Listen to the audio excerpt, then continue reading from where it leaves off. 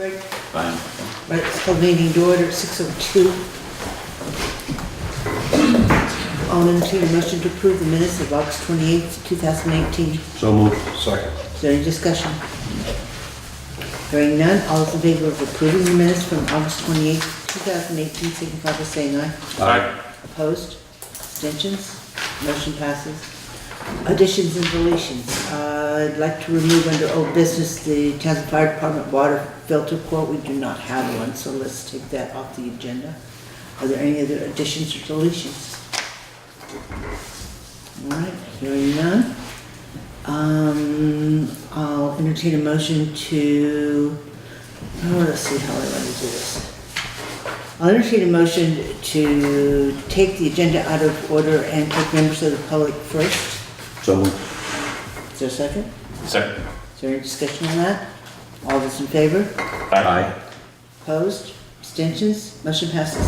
So, we'll go right on to you. I'm assuming you're Mr. Steve Tavella. And we'll let you go ahead and do your thing here. Thank you, Kathy. Would you like me to stand? Or? It's up to you entirely. I do know Rich is going to want to get you on camera. Okay, let me just pull my chair up since I have a stack of papers I want to drop through. The first thing I want to do is just introduce myself, Steve Tavella, as the director of West River Valley Thrives. We're a substance use education and prevention organization that primarily focuses on youth prevention work. We've been in the Upper West River Valley since 2012, thanks to the Holt Foundation, who got us started and on our funding. I would like to, so I don't forget, to leave these materials with you. We post a quarterly newsletter that provides information about us, and we also have a brochure which is a little dated. With our new fiscal year, we will get this updated, but it's all pretty much accurate. So there's that, and I welcome you to take a look to just have an idea of what it is that we do. Also, if you wouldn't mind, we have a fundraiser. One of the things that we do to raise money for the organization is we have a fundraiser called Dash to the Dam every October, which is a Halloween costume 5K race along the West River Trail for kids, adults who want to be kids like me. If you wouldn't mind hanging that in the town office. It's a wonderful event that we have every year. So I just wanted to take 5 minutes to introduce myself and my organization. We're based right over here at the Leland and Gray School. They've been wonderful in opening up their doors to us. We do pay rent to them, but it's a wonderful way to have direct access to the students. And as I mentioned, our goal really and our mission is a focus on youth prevention.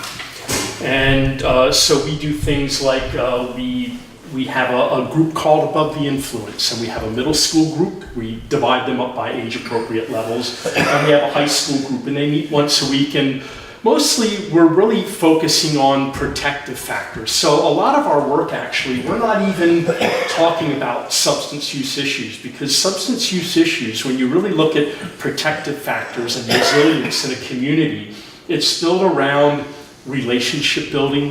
One of those things that we do is we try to build relationships as much as we can with organizations, individuals, Grace Cottage Hospital, the stores in the area, healthcare, social services, the faith-based groups, law enforcement. We have a great relationship with the Sheriff Clerk and his group. And then Mike Roy has an enhanced teen driver safety program that he does all over Windham County and pieces of Windsor County, and he touches on actually does more than just touch on substance use with the kids, and he has these incredible simulators. Have you ever seen the simulators that Mike Roy uses? They're amazing. If you do have the opportunity when Mike is back here with the simulators, it's just like being in a car, and it's really incredible, and it records everything up on the web and how the kids are driving. So we work with them as well. And then another thing that we do is we help to reduce the season ski pass for the kids that are in a program called Refuse to Use.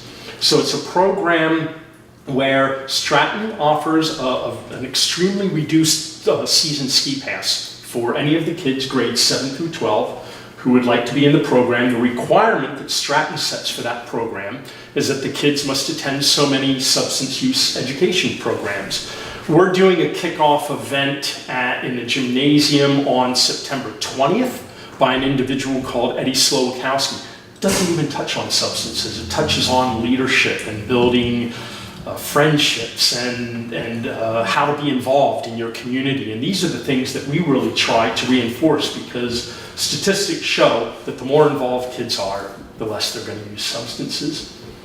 So I'll leave it with that and just let you know that Townshend Selectboard, among all the 7 towns that we serve, from Newfane north to Wardsboro and around to Marlborough, I'm meeting with, hopefully meeting with planning commissions as well, just to introduce myself, let you know where we're at. I have a business card that I would love to leave with you, and please feel free to pass them out. Feel free to stop by our office, to give me a call, to send me an email, to ask any questions. I'd love to talk to you. We're down on sea level in the back door of Leland Gray, and it's all about relationship building. So I want to thank you very much for having me here tonight and the opportunity to introduce my organization. Thank you. Thank you for coming. Do we have any questions? I have one if no one else does. This is just a point of clarification for me, because I'm very confused. Sure. We, the select board, approved a community yard sale on the Townsend Common on the 22nd of September, and it was sponsored by Community Hope and Action, which is what we actually approved. We asked for a certificate of liability insurance, which we received from Youth Services in Brattleboro, and in the description of the event covered, it says REUS River Valley Ice Prevention Coalition event at the Townsend Common. Could you please explain the connection between the 3 groups? I can connect those dots for you. I can understand how that might be a little confusing. So, West Youth Services, we are employees of Youth Services. So Youth Services is a registered 501c3 with the state and federal government, and they have a tax identification number, and they act in a capacity that's called a fiscal agent for us. So a fiscal agent acts, having official 501c3 status, they act as an overseer, an umbrella organization of a charitable organization, which is what we are. So we are under the employment of Youth Services, we are under the insurance policies of Youth Services, and under all of their benefit programs. And then Community Hope and Action is actually a group that we support through other grant programs that we do. So we facilitate that group weekly. And then we fall under all the liability policies of Youth Services. And so this particular yard sale, given the fact that we lead the Community Hope and Action group, would be covered under this liability policy. I really wish we had had that information when we had a discussion. I think it would have been more clear as to what we were actually approving. Because I know that that group, Community Hope and Action, does routinely use this building for their dances, et cetera, et cetera, et cetera. And it was always viewed as more of a localized community type of a group. And the fact that it's actually under the umbrella of Youth Services out of Brattleboro kind of changes the whole focus, or the whole concept of what we thought we were, or what I thought I was approving.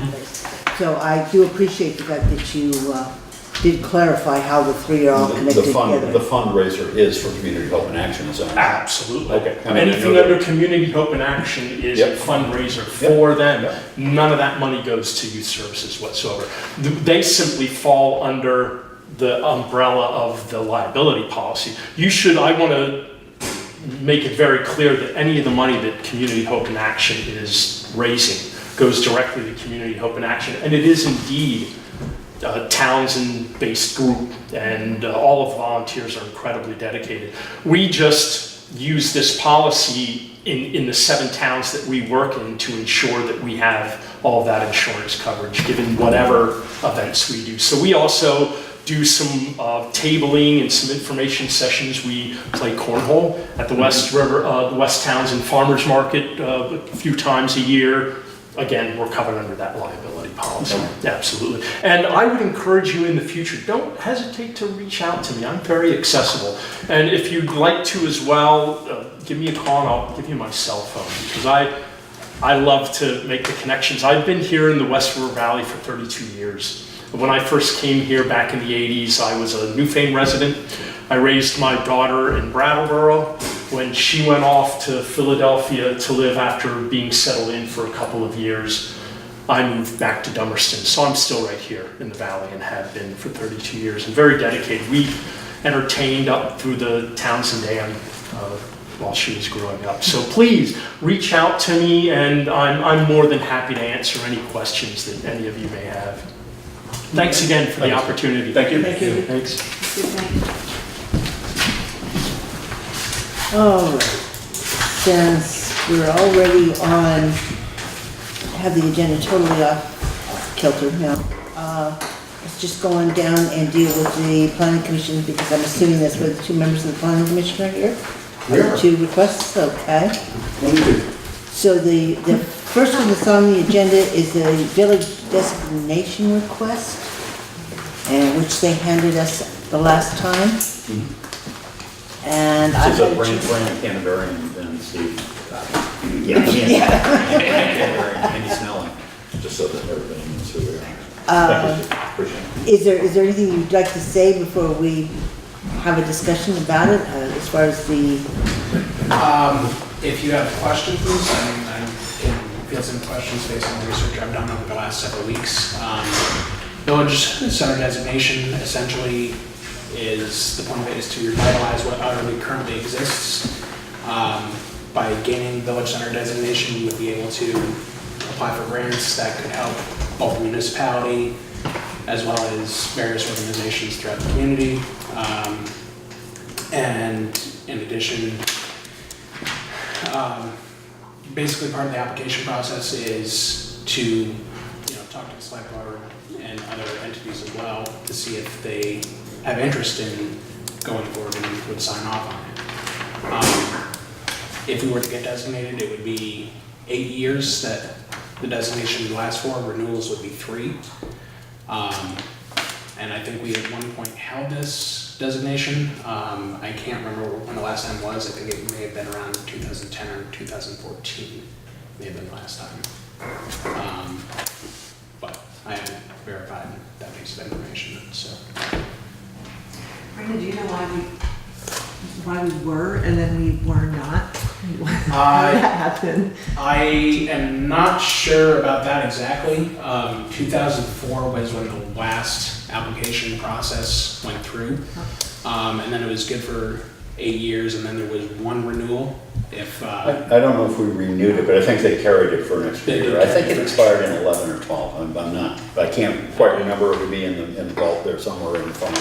Yeah, and I think at that point it may have just lapsed. I'm not. It did lapse, and it was overlooked. The lapse notice came in, it was not, it just didn't get processed out. I mean, I wasn't with the commission, they didn't have a clerk, but anyway. Art Monet wasn't in favor, and he was the chair of the planning commission at the time, in general for revitalizing it. It was something that Tiz Garfield pushed through, or helped orchestrate. We did have it. It did have effect with some groups in town, but particularly Valley Cares, utilized it. And then it sort of just kind of went dormant. A renewal form came in, the planning commission didn't act on it. When I started working as clerk for the planning commission, it had already expired. There was talk about revitalizing it, and Art just didn't want to. There's an effort to get, as you have found out, there's an effort to get it back. That's not a big deal, you've already done it, but I mean, there is an effort to get it back. And at that point, they decided not to invest the time or the effort in it, whenever it was that it expired, 11 or 12. any questions? So it looks like to me that the gist of it is access to permanent grant money, loans, and that kind of thing. With the designation, where does the responsibility for writing and processing and following up on those grants lie? Be very careful how you answer this. That's a trick question. As far as the responsibility for writing grants, I'm not sure which entity that goes through. I do know from the research I've done so far that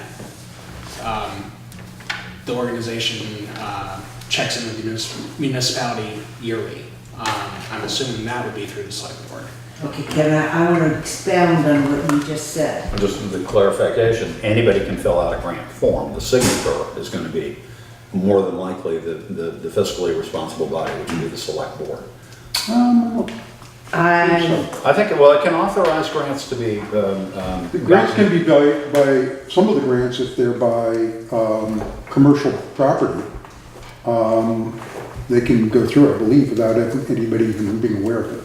Oh, I'm not talking about the grants subsequent to getting the village designation, if that's what you mean? Right. Right, okay, but I mean, in terms of town getting grants, receiving grants, it would flow through the select board, but in terms of the paperwork, who fills out, who does the grunt work, who does the homework, that can be anybody in town can present a grant opportunity, and the Historical Society is working on a few right now, can present that to the select board for their review, their signature, and then the municipality. Many of the grants would never come to the select board. If it's one of the commercial properties, if it's municipal property, sure, then it goes to the select board. Okay.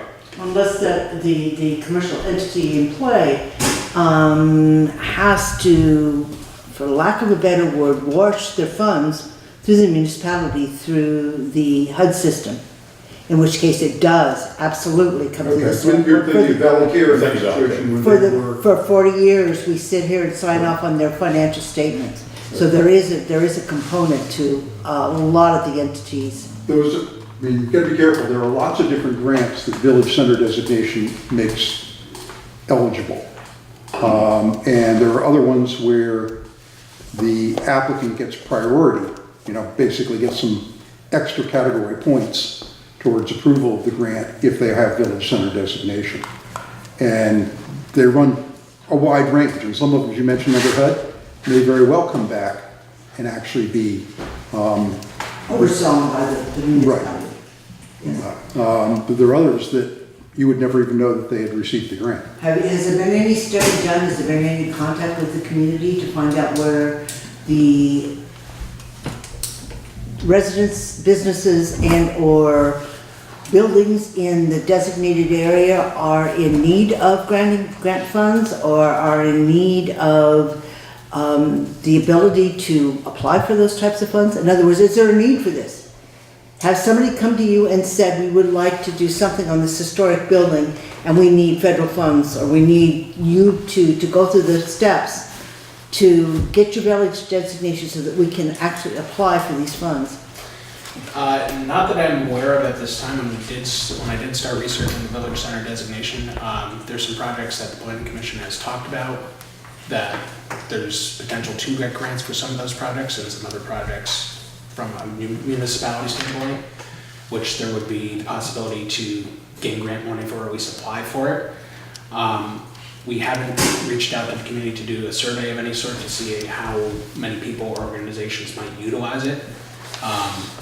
But, part of the reason we submitted the letter and we're speaking with you tonight is to see if this is something that you are interested in us possibly pursuing, and going forward. If there doesn't seem to be any interest, then...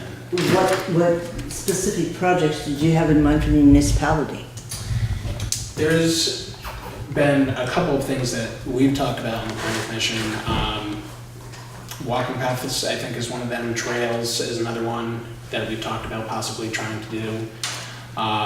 I think somebody came to us a while back for discussion about possible renovations to this particular building, which there are different grants that are eligible that we could possibly get, contribute and offset some of the costs for that. So with a few of those types of projects, it seemed like it may not be a bad idea to possibly pursue this and at least have the possibility of having grants or some funding in place. We could definitely reach out to the community and see if there's any interest in them. in various organizations that would take advantage of it as well. Brandon, do you know if, is there, I don't want to say protection, but I'm not thinking of another word right now, sorry. Is there, if we had a designated downtown or a village, a designated, wherever this is, village center designation, is there some ability for either the planning commission or the select board or both to come together and sort of help people figure out what wants to come into town, into the village designation? Like, does it protect Well, the area that's considered village designation from like There's- Walmart coming in or whatever? So the definition, I mean, there's several criteria that fall under what the boundaries of, the specific boundaries of the village center designation are. Part of them are that, it has to have, things like churches, post office, has to be mixed use, so commercial, industrial, residential, those types of things. Also, I mean, I think in the last application process, the leach field that's just down the road, they tried to include that as part of the boundaries, but one of the restrictions on it is if it's undeveloped land, that can not be included in the village center designation process. If there were, a municipal building there, then that could be brought in. There's also, if that ever were to come to pass, if we ever were to get village center designation, it could always be amended as well to include other areas. The range is a little bit different, but they don't try to go too far beyond what the general core is. So someplace like Grace Cottage would probably be part of it, probably even Valley Cares, but that might be the furthest out that they would go from the center of town. Do we know how big it was when we had it last time, what the boundaries were? I think it stretched to Grace Cottage. Okay, Grace Cottage, Okay. Farmingdale. And Didn't include Just to the top. no, it didn't include Harmonyville. It came like right to the edge of town here and then going up down this way. I think the furthest was around the leach field or kind of like maybe. About Oakwood and roughly. Open land isn't available Yeah. as part of the village designation. So. Part of the idea is that it is to continue and maintain the traditional village centers in the state. And part of the state's land use planning is to have more population activity concentrated in village centers with vacant land or farmland or rural lands in between. So it's promoting that same concept. Can we make them open the pizza place? Pardon me? I don't think Can we can make them open the pizza place? The town plan also includes a healthcare district, which goes right up from Leland and Gray, basically. The second driveway on 35 at Leland and Gray. Or at least Dr. Wallace's office, or what used to be that was River Valley Dental, up through Valley Care. So that is primarily a healthcare district. And any growth in there could be looked at as wanting to be strictly healthcare. I mean, it's not a zoning, but it is a formal statement in the town plan. Is this a zoning workaround? Because Right. I was curious. I mean, with the village designation center, if this were 1970 or 70, Leland and Gray might not be situated where it is, just because. So really it offers us like ability to pursue grants for building renovations or whatever you want to pursue grant for, but it doesn't necessarily protect us from having a Walmart parked at the corner store. Well, I mean, yeah, I mean, those are two very. Or a marijuana different things. dispensary opening in there instead Yeah, of a pizza because place those or are whatever it happens to zoning be. related items, which are, that don't fall under this. It's really for the development of the village It's center. right, and the revitalization of the village center But is. it is for homeowners too, to get loans on their homes. I mean, if you look at what happened in Rockingham in the 1990s, that was because of village designation. Many of those Victorian houses got renovated, repainted, remodeled, turned into apartments, but I mean, they were saved from the wrecking ball, basically, over the course of a little over a decade. They did a magnificent job in Rockingham. And that was largely, I won't say largely, but it was due to that kind of, those kinds of opportunities that they took advantage of. Any other questions? Any other discussion? So I guess the question is on the table would be whether or not you would like to put forth a motion to support the planning commission in the pursuit of village designation centers for the town of Townsend? So I would- Second. Okay, is there any further discussion on that? Did you make a motion? Mm-hmm. Okay. Didn't quite hear. All those in favor of approving the planning commission's request to pursue the village designation centers for the town of Townsend, signify by saying aye. Aye. Opposed? Abstentions? Motion passes. So the second one that they presented us with is in fact the Wyndham Regional Act 174 letter of interest request, which involves updating the energy plan, or energy portion of the town plan.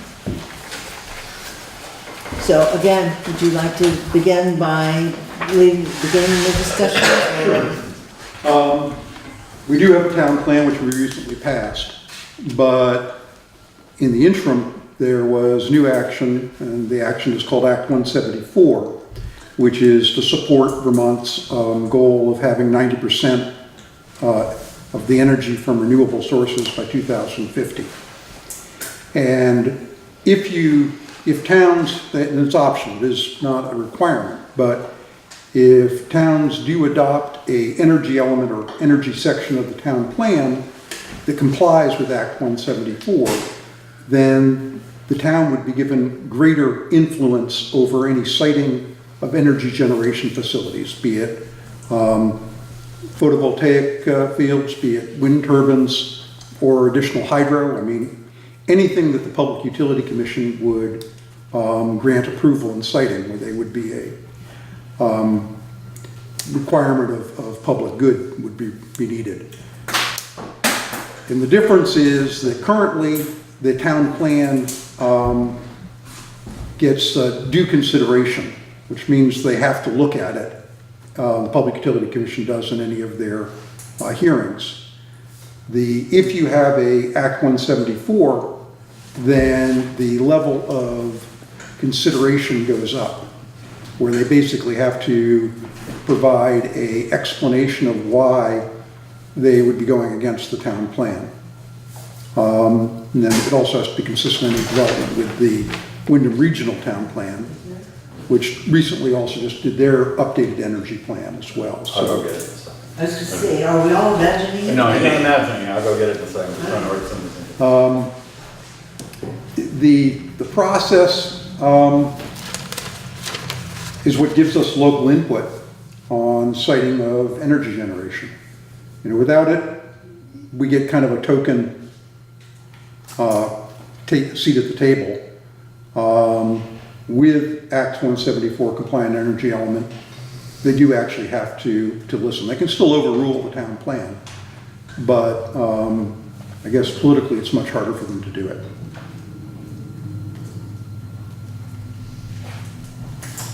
Any other discussion on this? Well, I will say I've dealt with the Public Service Board, and I don't care how strong a plan we have, we're going to have to hire an attorney to defend our position. And that's going to, regardless, end up being hundreds of thousands of dollars, most likely, depending on how big the project is. So I'm not really certain it's worth the planning commission's time to pursue, to go to the trouble and the expense of trying to amend our town plan to satisfy this requirement. I don't know how much we would actually get from it in the long run, that we wouldn't get by hiring the same attorney to go out and say the same things. It seems to be a lot of work. I'm tired of the bureaucracy in this state and telling us what we have to do and beating our heads against the wall only to find out they're not going to listen to us anyway. Well, we are a Dillon state, so the state is supreme. Right. And they do set the rules, and they set we can only do at the town level what the state grants us the power to do. And energy generation clearly is something that does affect beyond town boundaries. But by having the compliant energy element, it's different than having an attorney represent us at a utility hearing. It does force some issues on what is now called the Public Utility Commission, used to be the Public Service Board. They did change the name a year ago, so. It does give them a greater hurdle. And quite frankly, the biggest issue around here, I think, was probably stemmed from Grafton and Wyndham on the wind turbines, was probably the most contentious issue. Yeah, the one thing I think it does do is at least in the preliminary processes, shifts the burden of proof, if you will, from the developer saying, we want to do this, the town has to tell us why we can't, to the town saying, we don't want you to do this, and the state and the developer having to prove why they should be able to. And you know, substantial differences. It's ill-defined at best, but I do think that if there came a time where someone wanted to put something in that we didn't want, it would benefit us to be able to have that burden shifted. But again, you're putting time and money, effort up front, and That's you're true. still going to lay out money on the backside, but no matter what happens, what position the town would be in the event of Yeah. that, we're still gonna have to defend it. One of us is gonna have to go up there, our attorney's gonna have to go up there. That's true. We're gonna have to defend what we've written. And I'm not certain that in the long run, I don't trust him, I'm sorry. I don't trust the state to pay attention to anything that we do at the local level. I just don't have any faith in them. The request here is to get assistance from Wyndham Regional in doing it. They have done assistance now for 6 other towns. They think this will be the last time that they will have money available to assist. So if we don't take advantage of it now, and we later want to do it, we would be doing it on our own nickel. Well, So- what kind of money is Wyndham Regional talking about putting out to do this? Is it matching? What, I mean, what's? No, they're covering it all. It's not a grant. It's not a grant to the town, or it is a grant from the state to Wyndham Regional to provide the assistance. Okay, so then all the John Bennett time to come and alter the All comes out of plan Wyndham would Regional. come out of their pocket, not ours. Correct. I'd And, like to see that one in writing too. well, when the effort, well, it's a unique thing. That's why it's advantageous to take advantage of it now, because if we don't do it now and we later, And the state makes us do it. I don't know that there's a risk that the state will make us do it. I think there's the risk that there will be a energy development proposed that may not fit within the character of the town, and we will be back to not having the substantial deference. I mean, our current town plan is not favorable towards wind power on the ridge lines of the town, which is significant because that's part of the beauty of the town. And that was part of the issue in Wyndham and Grafton as well. So they would have to look at that and come up with reasons why they thought it was in the best interest of the state and the county, basically, to overrule that. And you're right, it's not an easy task. It does involve a lot of work. It's a lot of number crunching.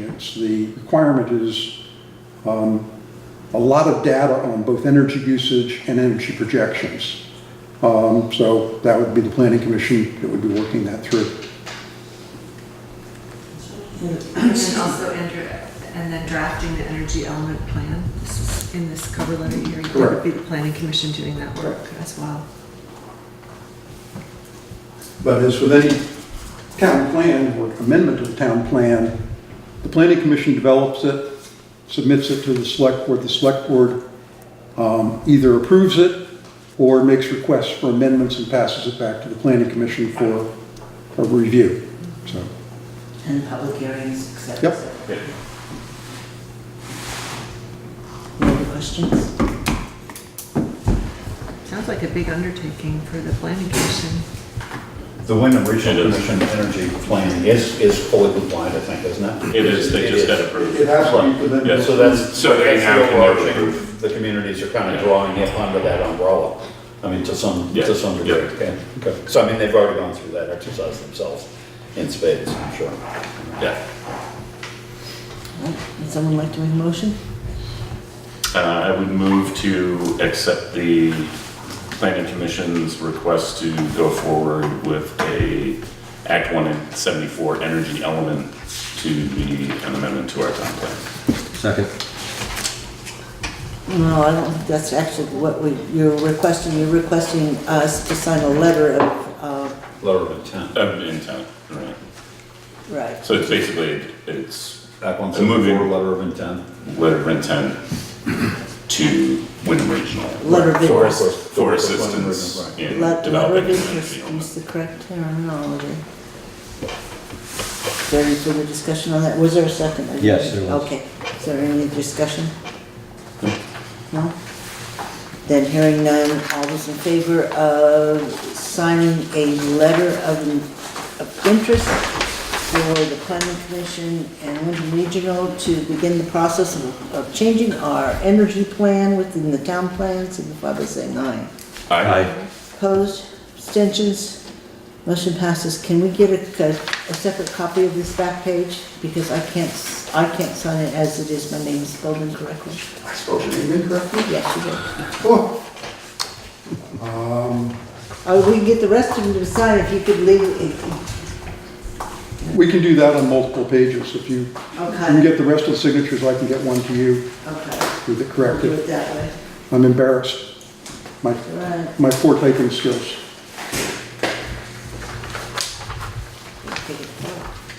Wouldn't be the first time. She's just like a Spell check doesn't catch those things, though. No, you should come to work with Brandon on someday.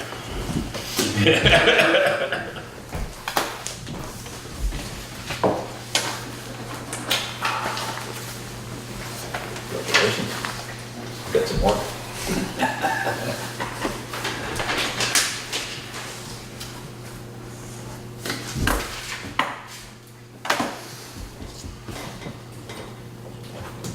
Okay, if you would just correct, so we did that to correct.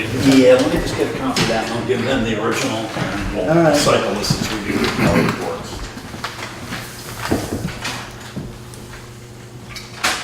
But anyway, it's Kathy with a K, but let's use Kathleen with a K.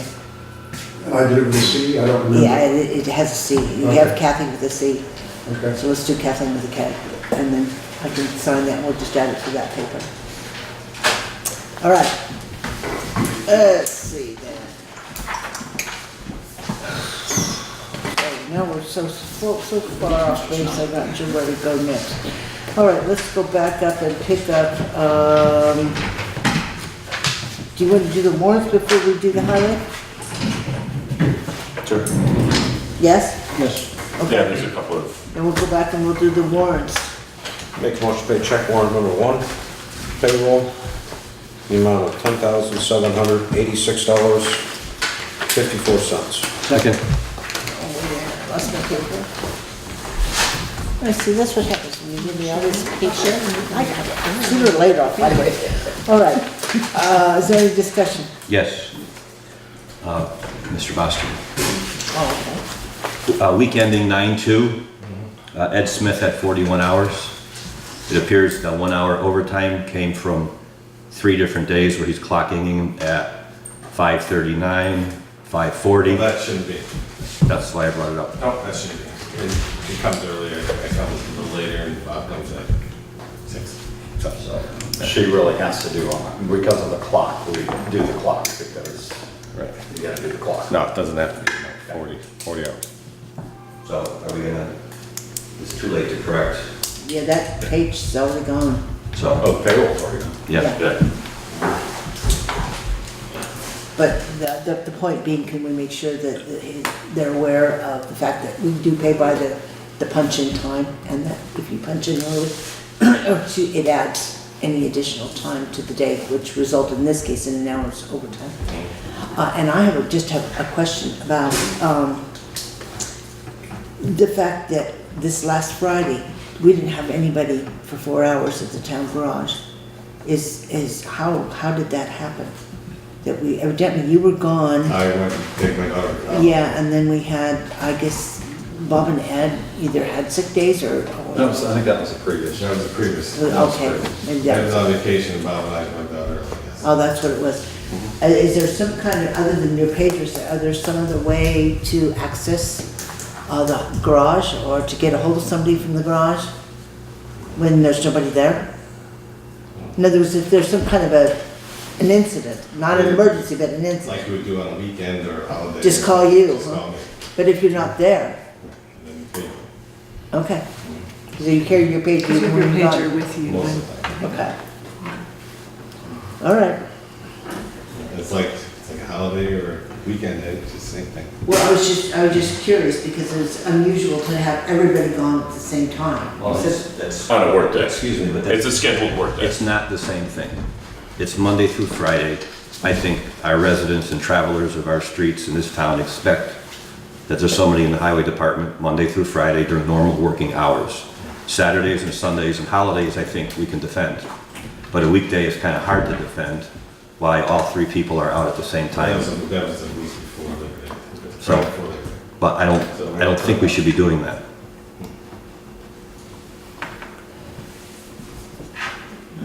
Any other discussion on that? Hearing none, all those in favor of paying payroll warrant number 1 in the amount of $10,786.54, signify by saying aye. Aye. Opposed? Abstentions? Motion passes. Make a motion to pay check warrant number 2, in the amount of $3,811.97. Second. Any discussion? Hearing none, all those in favor of paying payroll tax warrant number 2 in the amount of $3,811.97, signify by saying aye. Aye. Opposed? Abstentions? Motion passes. Make a motion to pay check warrant number 3 out of the general fund, in the amount of $3,200. Second. Any discussion? Hearing none, all those in favor of paying general fund warrant number 3 in the amount of $3,200, signify by saying aye. Aye. Opposed? Abstentions? Aye. Motion passes. Make a motion to pay check warrant number 4 out of the general fund, in the amount of $8,151.63. Second. Is there any discussion? Hearing none, all those in favor of paying general fund warrant number 4 in the amount of $8,151.63, signify by saying aye. Aye. Opposed? Abstentions? Aye. Motion passes. Make a motion to pay check warrant number 5 out of the highway fund, in the amount of $5,655.22. Second. Is there any discussion? Yes. Magnesium chloride. You purchased a second batch this year, Yeah, I used less this year than last year. so we're at like $7,700 for the year. When we started the season, we wanted to have a discussion on how we're going to use it this year, but we haven't been able to have that discussion. So I think for us to have a comfort level on the material we're using, how much we're using, where we're using it, we need to have that with you. So I'll start. Okay. Give me, what's the recommended application rate for magnesium chloride? Well, we go really light. For every mile, it's 500 gallons we put down, which is very light, but it's the best we can do. So how do you meter that? With a truck and a tank on a truck. You don't have a flow meter? You don't We don't have a flow meter on it, no. Out the pipe? We've done it more or less this many years. We can pretty much do it on like Townsend acres. We can go up and back and use the 500 gallons in the right way. On the hills, sometimes we will go heavier on the hills, and then I try not to use it. I try to grade after it rains or right before a shower or something. We use a lot less this year than we have in the past. So in your defense, explain to everyone on the board why you use I use calcium chloride. It's a soil stabilizer. calcium or Or magnesium? magnesium. I wish I could use calcium. It works better than the mag, but it's a lot more caustic. So we don't use calcium chloride. We use magnesium. It's a soil stabilizer. It attracts moisture molecules. The moisture molecule hits it, it splits the molecule with the magnesium chloride and draws moisture into the ground. And you have less dust. Less dust means less loss of road, means a tighter road backs down better and the hills stay better. And we grade a lot less by using it, a lot less. So that's why we use it. And on the steeper hills, I will double it up It's a big housekeeping issue. I'll wrap up with this. No, sorry. I've worked with it for years. If you don't clean your pumps and clean your valves and clean your nozzles after every use, it's very hard to clean them later on. And I'm sure you know that because every spring we seem to buy new valves. No, we bought one valve since we've had that system on, I think. One valve. But you agree it's a housekeeping That was issue. an electrical issue. But working with magnesium chloride is a housekeeping issue. Yeah. Where did you work with magnesium chloride all the time? We put it on salt to lower the melting temperature of ice. Yeah. And I don't agree with the use of that on ice. A contractual agreement with United Technologies. We had to use it. Calcium chloride is much better on that. Magnesium is too high temperature to melt it. But anyways, but yeah, we put one valve on, we replaced the motor one time. For all the time that it spends in it and around it, even though you wash it off, it's still some residual on there. I don't care what you say, we do a lot less grading, the roads are a lot better with it. And it's actually cheaper for the town. Is that a homemade spreader that No. you use on that? I bought that, I've been here since, that was the second year I was here?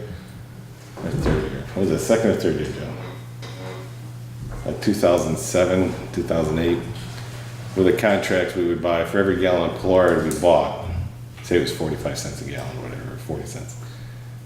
They'd add like a penny on it or a dime on it or whatever to pay for the equipment. So we paid for our equipment as we bought the magnesium chloride. It was a rent-to-own type thing. And that's how we ended up with the system. It used to be in the back of a truck. And then I took the little military trailer the town had, cut the trailer down, apart to fit the tank in there, and that's why I sent the trailer down, Okay. to keep it away from the truck. Any other questions on that warrant? Well, I think I would feel better if we invested in a flow meter where we know we're regulating how much we're putting down, just so we're not wasting it. Well, I don't think we're wasting it, anyways. We would take that element out of the equation. What we had to do is all of our units were hooked up to GPS on the truck. Sure. As the truck slowed down, They do it that slowed now down with the the flow. DECON system, they've been doing that for years, but yeah, Right. we're not set up that way because we were so small, do you know what I mean? Townsend or a little My only point was that we were controlling the cost. But I don't think we're using a ton of chlorides for the roads that we have, by any means, you know? Well, I think it's a lot of money. So, but if But we need it, If you figure out losing an inch or, they say 2 to 3 inches of soil per year on a busy road. And with chloride, you cut that into a quarter of that. That's a huge savings for the town. and I understand that, but at least if we have a flow meter on the pipe, we're all comfortable knowing X amount of gallons per feet is coming out of the machine. At least it gives us a little peace of mind. I could look, I'll look into it and see how much it costs. Okay, I would appreciate that. Any other questions? No? All right, hearing none, all those in favor of paying highway warrant number 5 in the amount of $5,655.22 signify by saying aye. Aye. Opposed? Abstentions? Motion passes. Make a motion to pay check warrant number 6 out of the equipment fund, the amount of $1,570.42. Second? Any discussion? I have just a question on this. There's invoice for DragLink for T9. Yes, There's like 6 copies of it. That's all one invoice, right? that's all one of those. Okay. I kept flipping through and I was like, how many of these? Well, she called me saying that she didn't have a PO for it. Well, Bob was working on a truck, and he took it apart and said, "I need a drag link." I said, "Well, order one." And so he walked over and ordered one by the phone by the workbench, and never wrote down a PO number on it. And I forgot to write one down because I thought he would have. And so then she called. She had no information on it, so I had the slips that I get in the mail.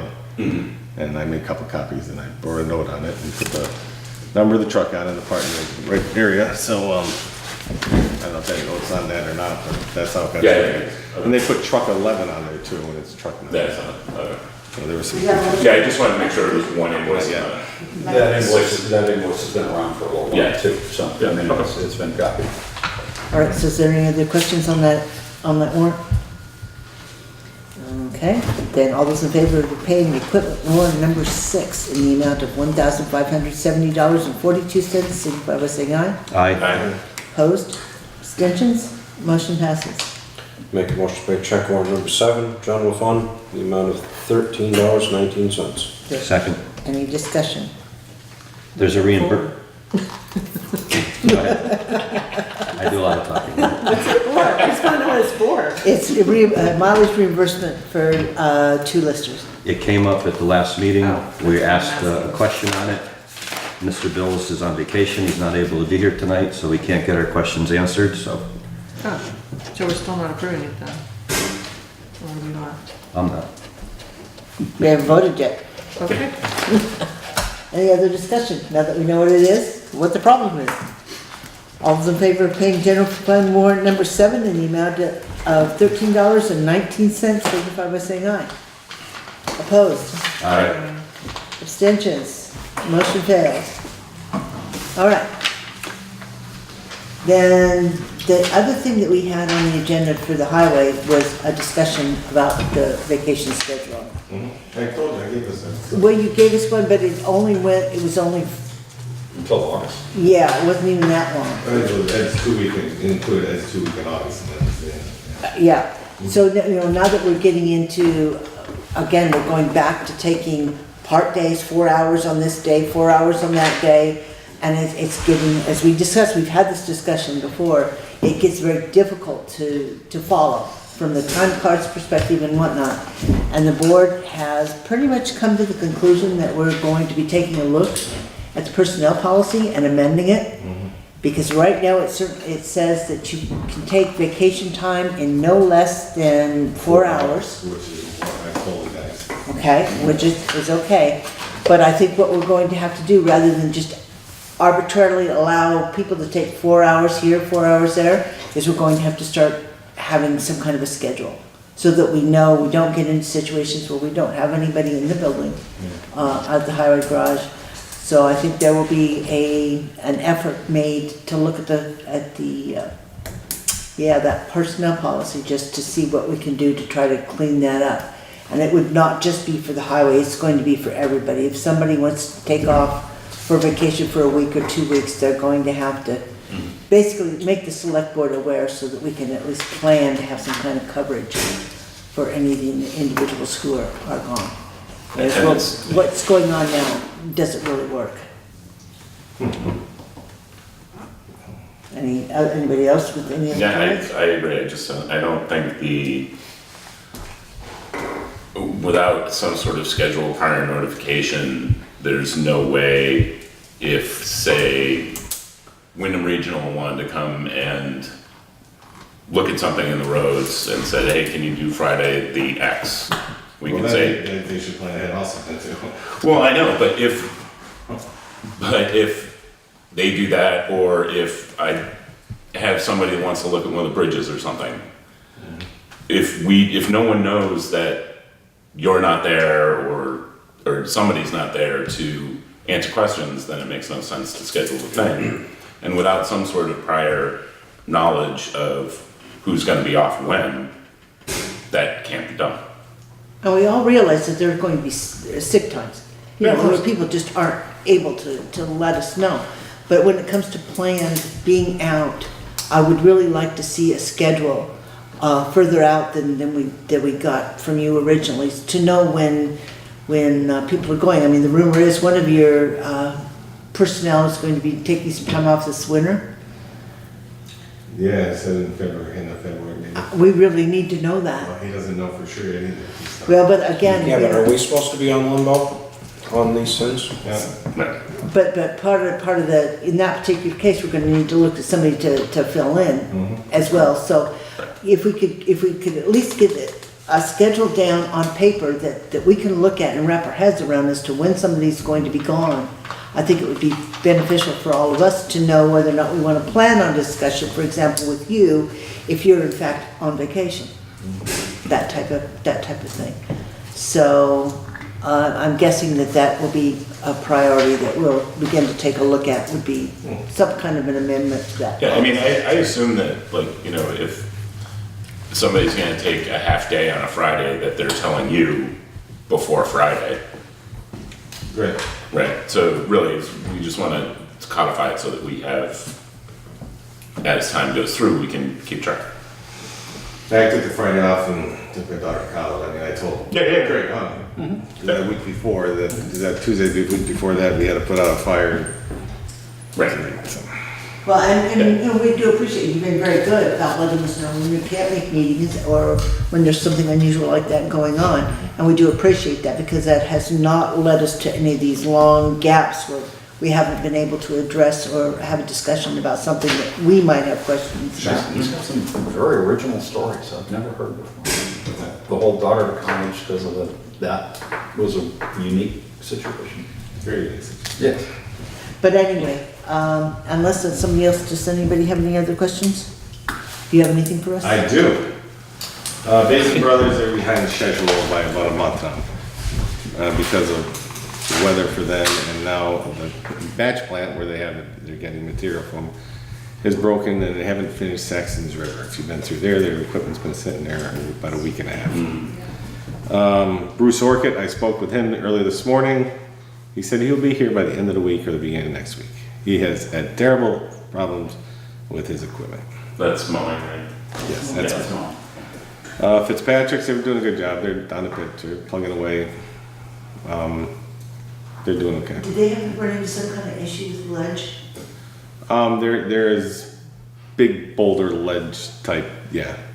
Yeah, that's something that we know about, right? We knew about that, yeah. There's no problem, but they had to bring in a dozer. They didn't realize they would have to rethink the situation, and I discussed it with Willard.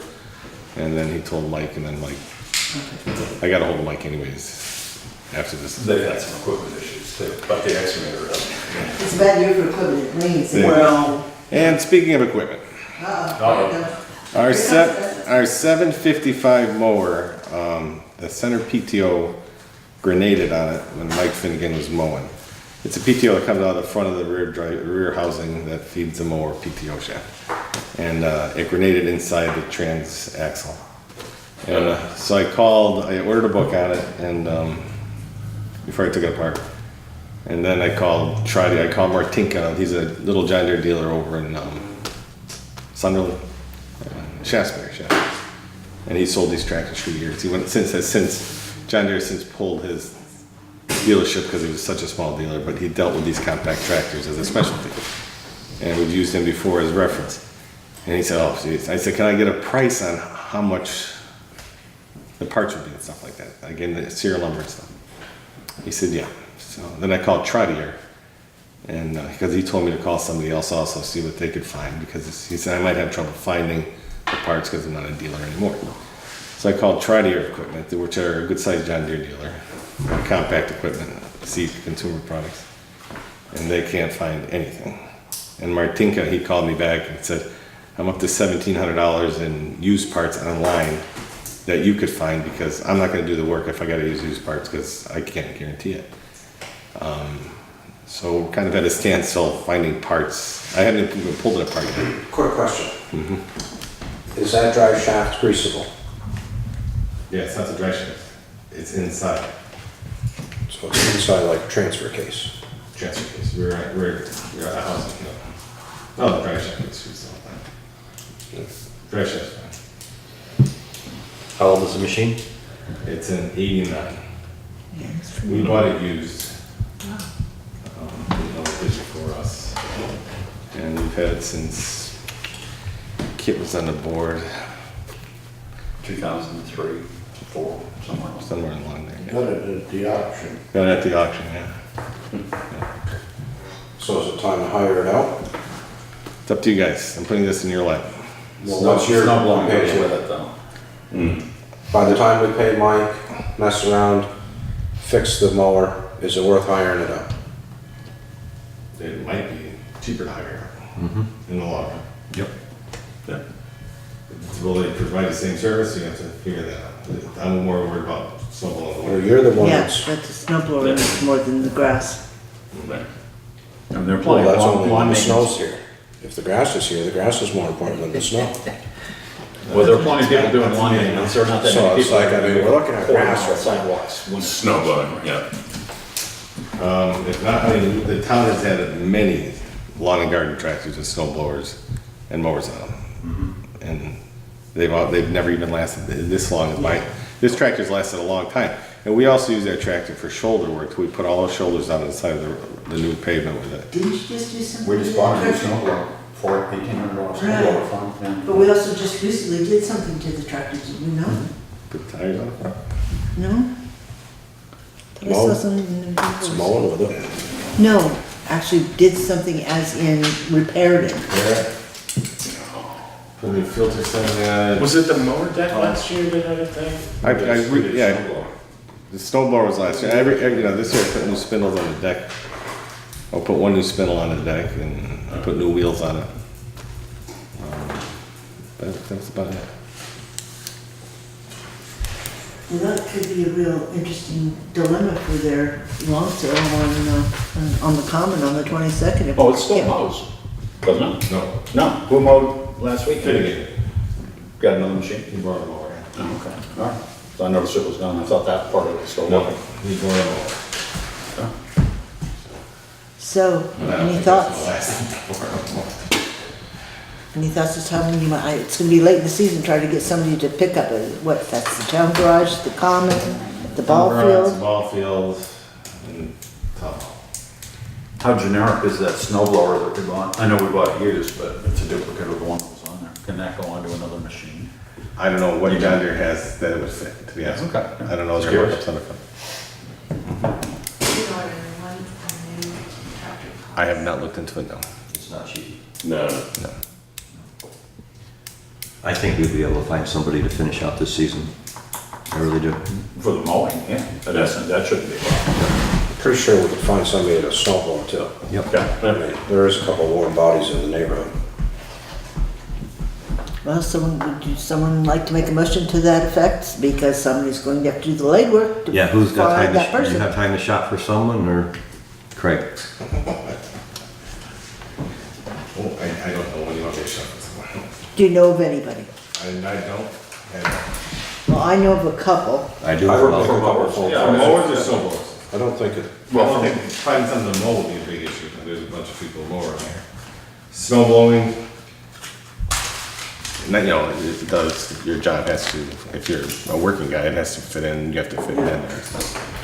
And you have to have a machine to do it. That's the snow blowing in front of sidewalk, went down 30 It's plus about an eighth of a mile. here and then down Across from the a little street. and right. You could do it with a walk behind it, without probably too much problem, but you kept after it. you're looking for something to do? I might be. Oh, Push me, Rob. We're getting So close. would someone like to make a motion about finishing off the mowing season? I'd be happy to make calls if somebody provides me with lists of people. I'll give you a few names. Yeah, give me a few names, if Kathy, if you've got some names, or if anybody's got some names, then put them on a list, I'll make calls and get a bid for the board for the next meeting, and if we can cover ourselves between now and then, because the yard sale is on the 22nd, we don't meet until the 25th. How you want to do this, I'm not sure, but I'd be happy to make calls on that. For snow blowing, I don't really know who's in the area or how that might happen. The names I'll But, give you, Rob knows they do those. both. Yeah, okay. That's your business. Yeah. I know who does over for the library, I mean, that's the only name I know of. So, Well, I move that we submit names to Craig for pursuit of hiring out the mowing and snow blowing of the town common areas. no, the Or the- town common, the ball fields, I meant the common. The higher The garage. common areas. okay, the common. Not the area. common areas, the Right. common areas. Okay. Second. Okay. Any further discussion on that? That looks like pulling teeth. Hearing none, all those in favor of trying to find somebody to take over the responsibility of mowing the grass, signify by saying aye. Aye. Opposed, abstentions, motion passes. So I'm assuming we'll just be back in touch as soon as we find something. I'll be talking to you about that. Do you have something else? I do. The meeting before, you asked me about the 550 truck.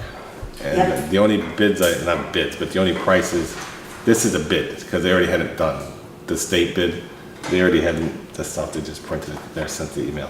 The other people have not gotten back to me. I've called Ford and Tenco and Fairfield, and Osgood doesn't do anymore, you know, to get equipment for it and stuff. And this is exactly what the state gets in their trucks, and it's pretty much exactly what we have on our little truck now, which is all we need. So, But who did you hear, what dealer or what? the guy that handles the bid, the Dodge dealer handles it for the state, which is Foster's. And Lucky's is handling the equipment for the state. Lucky's trailer. Okay, so they Yeah, like, get that specific, that they Yeah. identify a dealer. yeah, that's exactly what the state got, so that's, if we change the state bid, then we don't get the state bid, you know what I mean? This is what the state got, so this was the And- cheapest. So we're basically buying a we state- can't change the specs. Right. Right, got it. And the equipment that is on the state bid is the same equipment that we were looking Yep. at? Okay, so can you pass that on to Craig? Yep. Or are you ready for? Was that the same one we had a couple weeks ago? No, that's two Those pieces were of the paper. specs, those were That's- specs, okay. yeah. This is there. But it's pretty much the same as what we get. So except they use a stainless steel, tailgate sander. We had a steel one on our bid, or on my specs, that was the only thing different. And they use a Bluetooth hookup radio for a cell phone, and that's what the state does. So we don't use that, because we don't have service. Who are you gonna talk to? Huh? Who are you gonna talk to? I talk to myself, that's about it. But, Okay, so are we ready then to proceed with this truck? Is that what you're essentially telling us? well, I was waiting from Ford, and they had my equipment, just like that equipment, Tenco and Fairfield. I just wanted to see if there's a big difference, because if there's, you know, Right. what if they're cheaper? Then it's like, you know. Yeah, so you want to submit this but hold it until you hear back? Exactly. Right, okay. Okay. They Foster's, the state people, they have 2 of these trucks left in stock. They have a white one and a red one, just for future, and they could send it anytime we pull the trigger on it. So, Okay. yep. And Lucky's has that equipment in stock. So anytime they get a truck, they could start on it. So that's the only good thing about that right now. Is it is quicker? I just want to hear from these other people. I mean, Yeah. it'd be nice to order a truck tonight, but I want to hear from these other people Yeah. first. And just out of curiosity, do they take the old one in trade? Yes. They do, okay. And Foster, he wants me to run the salesman up there. I have to run the truck up there sometime and look at it. Yeah. But I gotta clean it out first. So. Okay, anything else then? That is it. That's it. All right, anything else from the board? Then thank you very much, and let us know where you are on the truck, you know, because we've completed the first round of taxes anyway, and we don't, with the money that was left over in the equipment fund, we have the ability to go ahead and pull the trigger if we need. I just want to, do you want me to text you and No, I mean, just get in wait touch till the next with, meeting? well, just get in touch with Craig if you find out that's the best deal, then, you know, just let him know that. And he'll bring that to the meeting on the 25th. Do you have, and we've talked about this before, do you have a timeline on it? If you ordered it in September, would you see it by Christmas? 6 to 8 weeks 6 to 8 weeks, okay. with this dealer equipment company. Right. Because they happen to Because have they have. everything. Because they've just done a boatload of them, yeah. They've got it right now, is what you I said? hope so. I have a question for you. Yeah. What about the loader? Did you guys receive paperwork to pay for the loader and everything? The loader's paid for. That's paid for, Yeah, yes. done deal. Okay. So we gotta You get get the the register. title? I don't have the title. The title should come from Nortrax. Right. I gotta get that. I really like to get it registered sometime. Yeah. It's paid for. Okay, the title should come from Nortrax, it should be part of the bill of sale and all Right. of that. But you guys have all that. 100%, no financing. But you have all that paperwork here? We have the invoice that they sent us and the check that went out of the office here. Right. Select board approval on the warrant. Because as soon as you get to the stuff, I'll run down and get a plate for it. I think that either Joe or Anita pulled some of the paperwork on the 544. I don't know if we have an old title. I don't think, when I talked to Jim, he didn't need it because it's so old it doesn't matter. But in any case, we may have the title in the front office, but I don't know what has or hasn't come in. Okay. I've not seen the I'll title check for the the new meeting. loader. You did, you got the radios all straightened out last week? Radios and everything. Yeah, I think they just signed the warrants on the radios, so. Just needed, like to have it registered. Yeah, I haven't seen it. Oh, it is insured? Right, got it insured before we did anything with it. No, 544 came off and that one went on. I just like to get it Yeah, registered. okay. Okay, thank you. Kurt, one Thank you. thing. Do you think there's any money to be Okay. recouped on Yeah, the okay. mower? Like, there's probably some money for the snow blower. Well, there's a place in Pennsylvania, my brother sold a massive person to this past summer. There's a 45 massive four-wheel drive. They specialize in compact tractors, four-wheel drive. Yeah. And So, they're boneyard. oh, so they'll take it for parts. Okay. Yeah, I was just curious as to if we get I get something out of it before we bury it. I'll call my brother Kyle and get the number of the place. All right, Chip. Thank you. Thanks, Kurt. All right, then, again, now here we go again. We've got the town clerk, we've all got a copy of the counter money that's been Yep. coming in last few weeks. The treasurer just left. Yeah, well, I need to talk to Kurt, and he gave this to me in the, which I got from him. And I actually got a duplicate too, might be easier to read, let me just see what we got. Well, the little one's gonna be the checking account, right? 28,814.45 in the checking account, and in the sweep account, 1,537,421.88.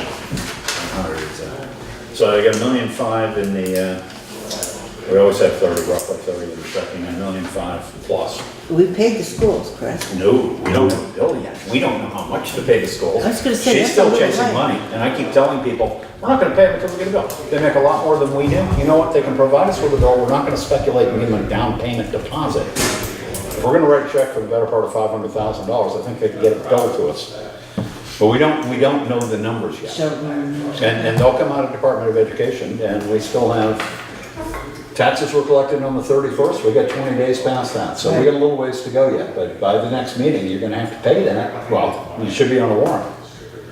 But if the state can't get us a bill for, then, you know what? for $500,000? Yeah. Yeah. All right. Well, given what some of the salaries are, I think they can push a pencil across and get us a piece of paper by email or something. Tell us what the bill is. So moved and seconded. There you go, Rob. Anyway, moving on down the list, the lister's equipment request. Did we, that was Mike's on vacation, right? Yeah. Well, It's a work in progress. Kathy's right on top of it. oh yeah, Loose. I haven't run over anybody, that's a good sign. We're about to take a hammer to it. Good night, Andy. We've asked, we will ask Mike to come to the next meeting so we can have a discussion about the job description that we wanted to talk And the about. equipment.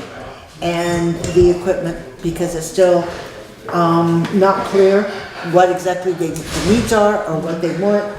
But I will also say that unsolicited, on Friday, I received a quote for a new machine for the lister's office, complete with cloud windows for $80 a month, or not Windows, but Office, for $80 a month. And I wrote back and basically said who requested this quote, because I certainly didn't. And I have yet to get an answer as to who requested the quote. So it was a little bit more than I think we probably need to spend on a second new computer in the lister's office. We've also had some discussions at this point about the fact that they will not go back to a printer. They are currently using the photocopier as the printer, and they have no intention of going back to a photocopy or to a printer. And Why is that? Because. Okay, that's why we need Mike here. And right now, it's not an Because it doesn't work for me. It's not an easy time to find out because Dick isn't coming in, he's not feeling up to it, and Jean is there with Helen, and neither of them can specifically answer questions. Right. She had problems with the computer this morning, How which often kind is of, Gene there? Well, he got called in today because Dick wasn't coming in, and Helen needed somebody else to talk to their So you local made it rep. for a half an hour, smoking Oh, no, cigarettes well, and... he was here for the morning, but, and whatever they do, but that being said, they want, Helen was the author of the request 2 weeks ago. That didn't go through. I invited Mike, as you asked me to the next meeting and also to discuss job description. And only found out that he was gone on vacation and will be for a little while. So that just all got kind of put on the sidelines. But the problems still exist in that room, and they do spread to other rooms.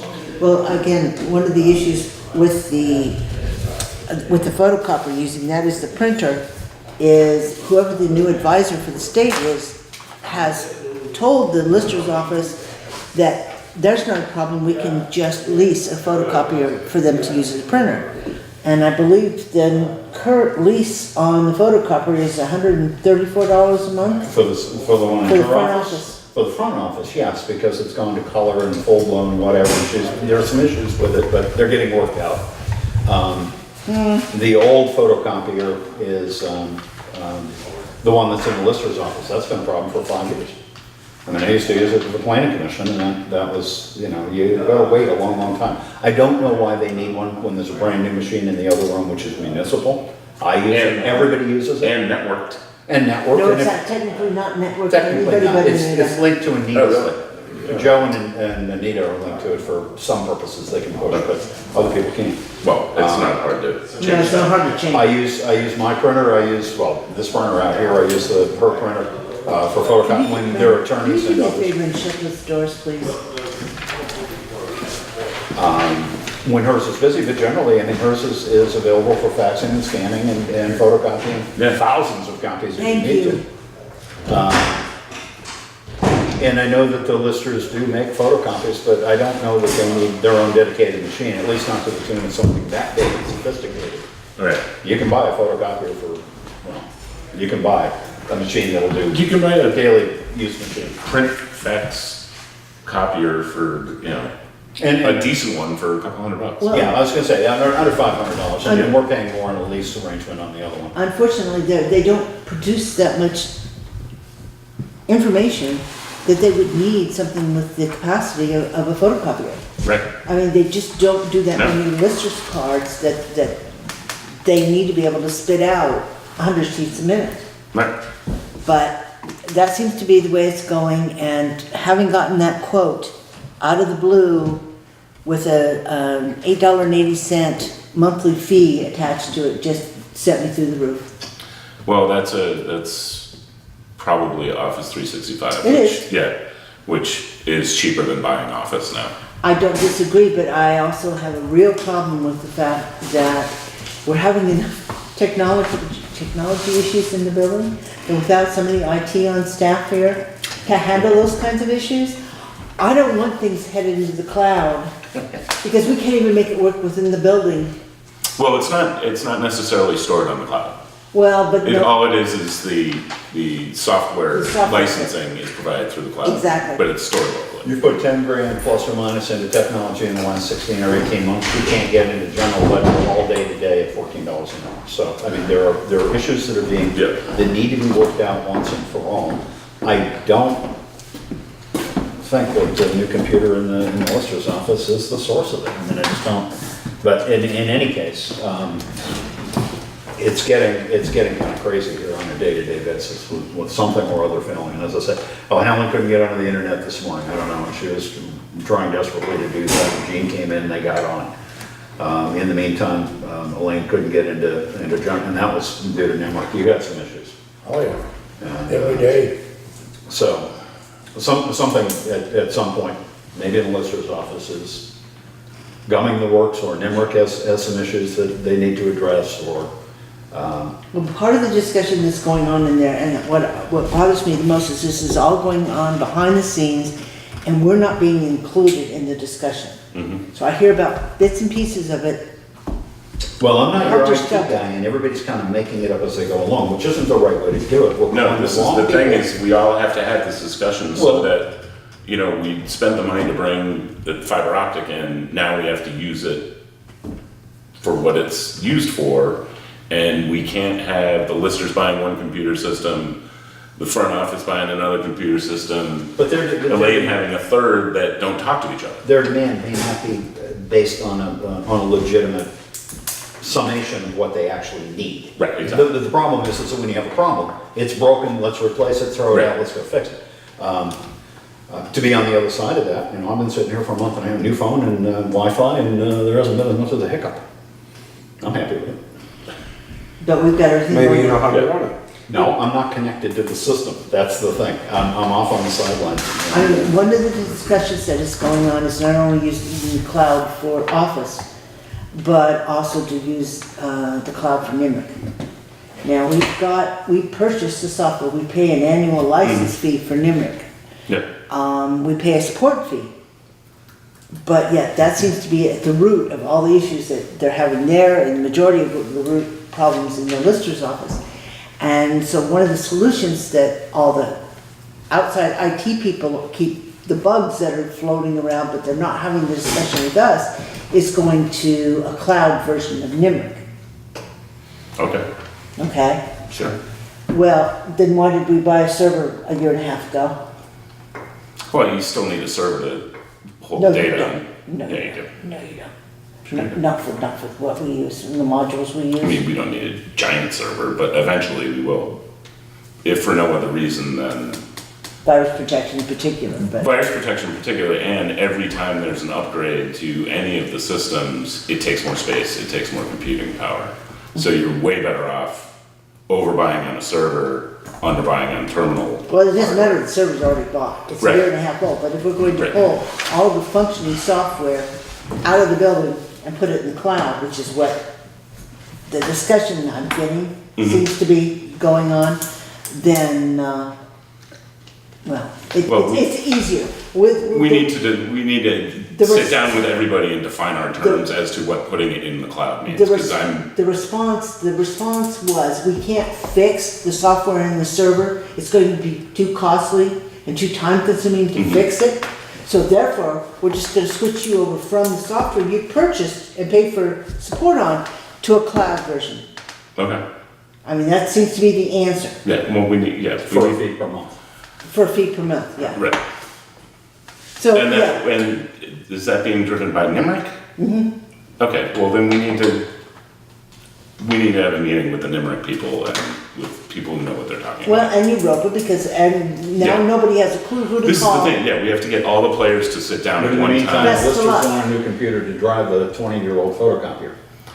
which makes no sense at all. So, everyone. But it's at the heart of everything. Everything goes through that computer to get everywhere else, kind of. Okay. Yeah, just, your head starts to hurt, just, I threatened to, see that little thing on the wall back there? I threatened to go cut the fiber line in, Make that little blue light go on. and just all this little equipment can just go sit out right in the middle of Route 30. We can just watch the semis drive over it, and it won't be a problem.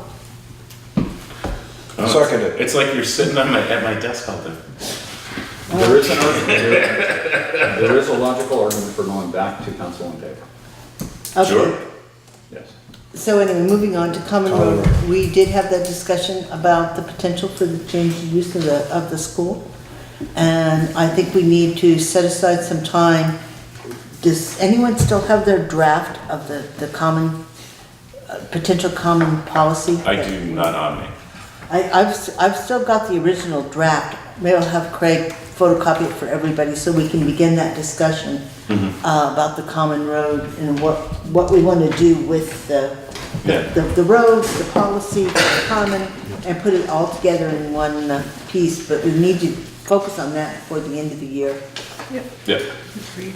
And in the annual town report, again, we need to figure out exactly what's going to happen, whether we're going to hire a graphic artist this year to put together the town report, or whether just what we're gonna do. Any thoughts on I that? thought we agreed last meeting that we were gonna find that out. Well, we talked potentially about doing it, and it was, does anybody know anybody, and we didn't Right. have anybody to throw out into that mix. Well, we need to get Cindy we need Davis. to get some names on paper, make some phone calls, get some quotes, find out who's done it before. Brandon's familiar with printing town plans, it's not easy or cheap, so. Town reports are a little more complicated to get done if you're gonna farm the whole thing out to somebody who doesn't know their way around town, at any rate. That being said, we probably ought to be in the mix within a month. I mean, you know. Well, one of the suggestions was calling some of the other towns that are already using a graphic artist, just to see who they're using and what kind of costs. I can do that. I'll do that this week. That would be great, just what kind of costs are associated with producing, Yep. you know, what you would consider a standard town report. And you said you were going to do budget status, which you couldn't do because nobody could get in the computer. I actually have a budget status report from today, if anybody wants pieces of it or wants to hear anything on it, but we're not in a position to talk about it. In a general sense, but we do have a budget coming up, we do have budget discussions coming up, presumably after the first quarter ends. We are in audit process right now, although that's not too taxing at the moment. So, budget consideration would be good. I can print it out anytime. If tonight was gonna be a little bit, maybe not good for that, but I can print out budget reports for the next meeting if you guys wanna have a preliminary look. I think Sure. we're getting down to the end of the first quarter, we might want to take a look at where we are. For Yep. example, notice the anomalies like with Arnold's punching in early and things like that, and how that impacts. See where we're at, where we're going. Exactly. So if we can put that on the agenda for next time, that we will review the budget, at least the first quarter's budget.